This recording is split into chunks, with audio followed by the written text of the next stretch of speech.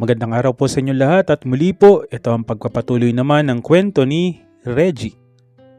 Dear Kuya E, greetings. I am looking forward to hear that you'll always be in a good health with your family and loved ones. Kind regards to all and God bless you. I would like to thank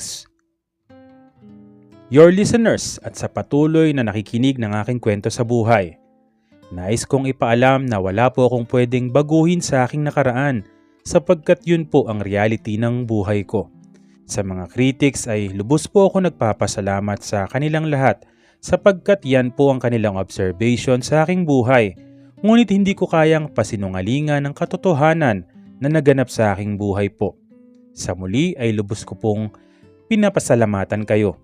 Lumipas ang ilang araw at buwan ay casual lang po ang pakikihalubilo sa mga kapwa ko Pinoy sa aking company at ginagawa ko lang po ang aking trabaho na may satisfaction sa aking mga boss na Arabo sa ipinakita kong performances sa kanilang lahat hanggang sa nag-request ang material department ng Saudi Aramco sa akin na kailangan nila ang serbisyo kong ibibigay sa kanila batay sa aking kaalaman sa data entry at other documents. Expertise po kasi sa taong 2012 ay nahack ang systems ng Saudi Aramco at back to manual sila. Dahil sa ako'y mabilis pagdating sa typing skills na nag-minimum ako ng 35-45 words per minute at maximum sa 70 words per minute ay hindi ako nahihirapan sa aking trabaho na ibinigay sa akin.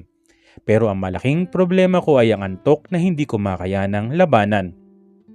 Alam mo kasi kapag binigyan ako ng boss ko ng work na dapat kong tapusin sa buong araw at natatapos ko lang ito ng 2 hours lahat. Kung kaya nagtataka ang boss ko kung paano ko natapos sa dami ng ibinigay niyang file sa akin. Kung kaya ang sinabi ko ay meron pa dyan sa pwede kong gawin ay ibigay mo na sa akin at gagawin ko pero wala na siyang maisip na maipagawa. Kung kaya sinabi niya na pwede ka nang matulog muna or magpahinga sa klinik ng Saudi Aramco. Natuwa ako dahil napansin niya ang antok ko na pilit kong pinaglalabanan para lang mag-pretend na okay ako. Pagkalipas ng mga sumunod na araw ay naisip ko na magpahinga sa waiting shed para mag-unwind or relax ng konti at kinalaunan ay biglang umupo si Egay sa tabi ko at sinabing hawakan ko raw ang sobrang tigas na kanyang paps. At nagulat ako kung kaya ako ay umalis at sinabing balik na ako sa office. I felt so bad kasi maraming tao nakikinig sa kanyang sinabi. Noong pumunta ako sa restaurant ng Saudi Aramco at sa labas ay merong waiting shed at doon ko nakilala si Ronald. Big time siya kasi galante at malaya siyang gawin kung saan niya gustong pumunta. May sarili siyang sasakyan at niyaya niya ako na maggala na naging nakasanayan naming na lagi niya ako sinusundo kung saan na lang kami pupunta. Minsan pumunta ng hotel para lang kumain ng special foods nila at doon ko natikman at iba't ibang lasa, masasarap na pagkain at sabi niya, mag-post ako para kuhanan niya ng litrato sa gitna ng red carpet at nag-post naman ako. Sobrang saya naming dalawa. Kapag alam niyang na free ako ay dinadala niya ako agad sa Balad or Jeddah Corniche Center, tama ba? Para maggala at kumain sa mga restaurant doon na Filipino foods.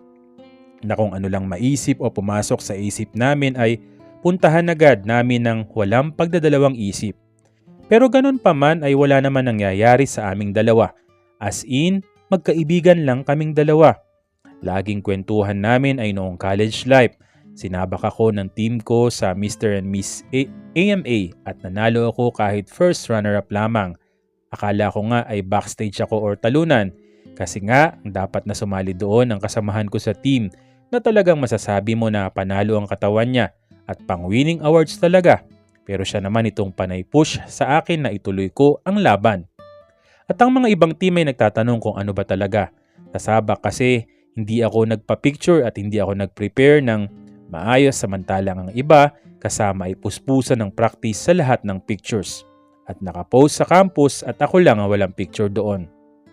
Kaya nagulat lahat nung gabi na makita nila ako sa stage, hindi sila makapaniwala sa akin na ako pala ang tatayo sa aming team.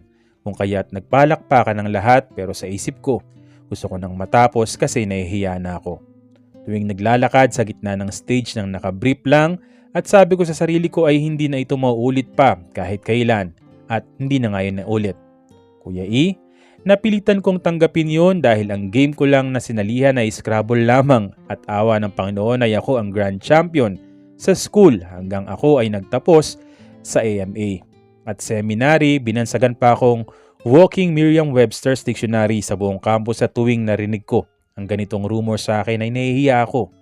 Minsan, sinasabihan ko sila na wag na nila akong tawaging walking Merriam-Webster's Dictionary pero ayaw nilang paawat kung kaya walang bahala ko na lamang yun.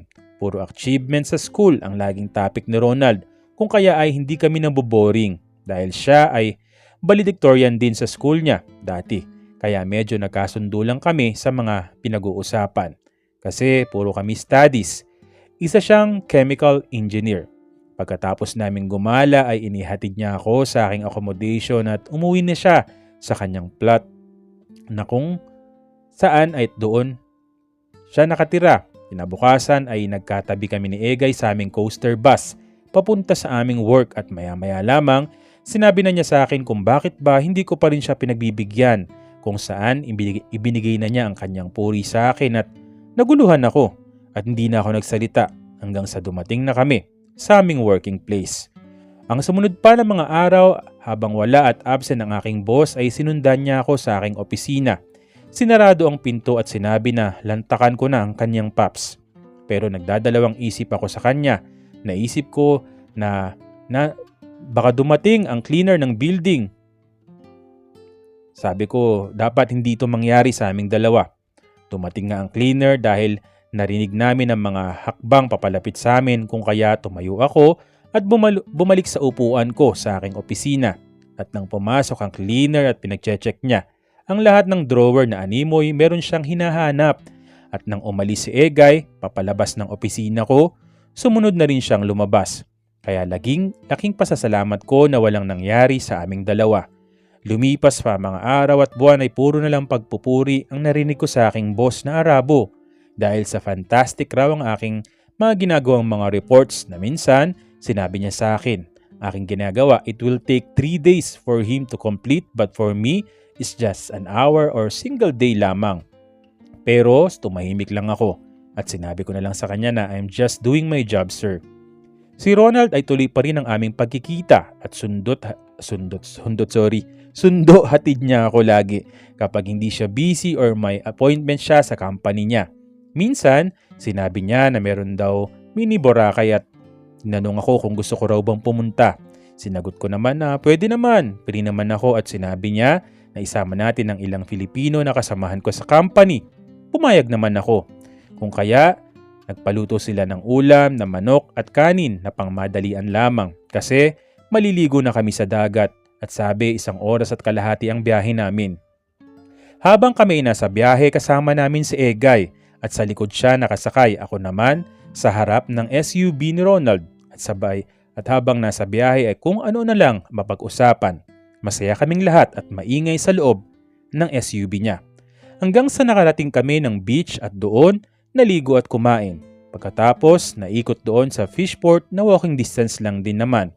Pero ako ay sumasabay lang naman sa kanilang biruan na kung anong gusto nilang pag-usapan at nang matapos ay gumala pa kami at pinuntahan namin lahat ng malls na hindi pa namin napuntahan hanggang sa umuwi kami ng accommodation at umuwi na rin siya sa kanyang bahay pagkatapos niya kaming maihatid. Kahit nasa UK na siya ay panay pa rin ang message niya sa akin. Puro lang kami kumustahan sa isa't isa.